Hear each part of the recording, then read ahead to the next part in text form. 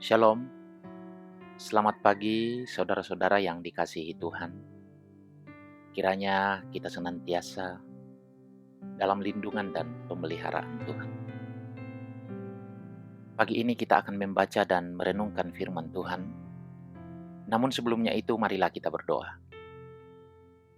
Terpuji namamu Bapa di sorga, yang selalu mengasihi kami dengan kasih yang kekal. Sebelum kami menjalani seluruh aktivitas kami hari ini, kami akan membaca dan merenungkan firman-Mu. Kami mohon Tuhan menolong kami, supaya kami bisa mengerti dan memahami firman-Mu dengan baik dan benar. Dan kami pun sukacita melakukannya di sepanjang hidup kami, dalam segala keadaan dan situasi.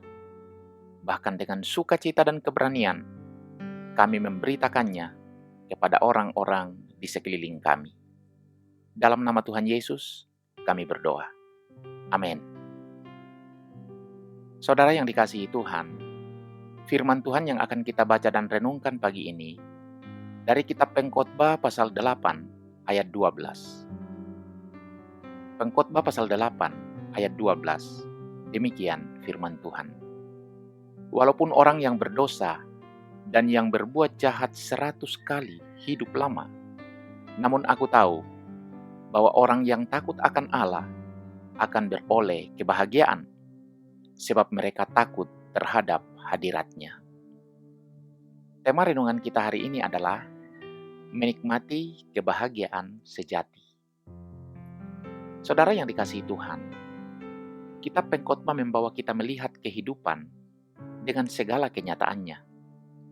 Ada ketidakadilan, keberhasilan orang yang jahat, dan penderitaan orang yang benar.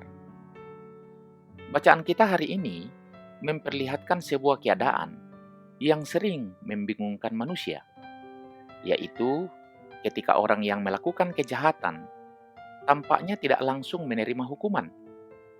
Bahkan, ada orang yang terus berbuat dosa dan tetap menikmati umur panjang serta keberhasilan hidup. Keadaan seperti ini masih sering kita lihat dalam kehidupan sekarang. Ada kalanya orang yang tidak jujur terlihat lebih berhasil. Orang yang melakukan kesalahan seolah-olah tidak mengalami akibat dari perbuatannya. Sementara orang yang berusaha hidup benar justru menghadapi berbagai kesulitan. Sekalipun orang berdosa berbuat jahat 100 kali dan tetap panjang umur, hal itu tidak berarti Allah membenarkan perbuatannya.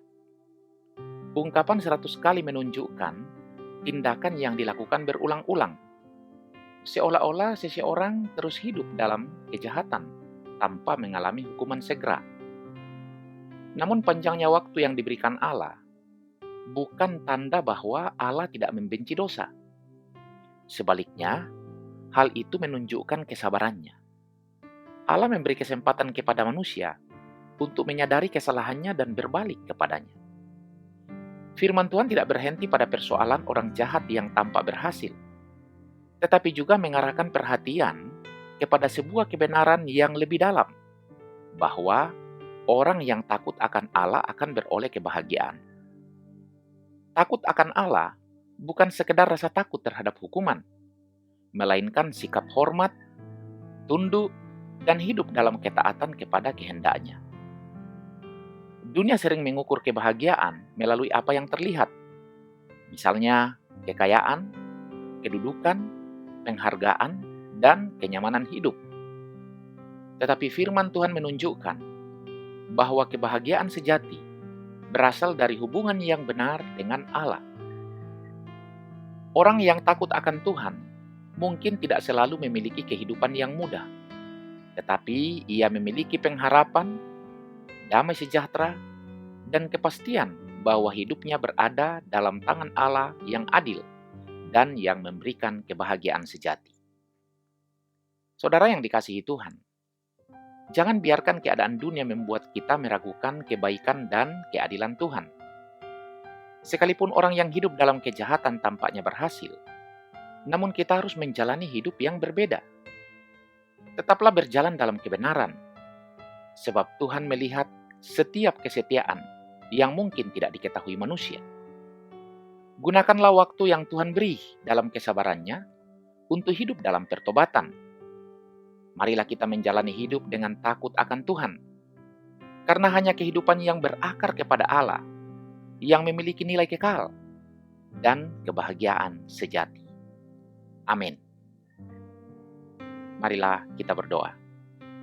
Bapa di dalam sorga, kami bersyukur kepadamu, firman-Mu kembali mengingatkan kami bahwa sekalipun orang berdosa dan yang berbuat jahat tampaknya berhasil dalam kehidupan yang kami lihat, namun kebahagiaan sejati hanyalah kami temukan di dalam Tuhan tatkala kami menjalani kehidupan dalam pertobatan.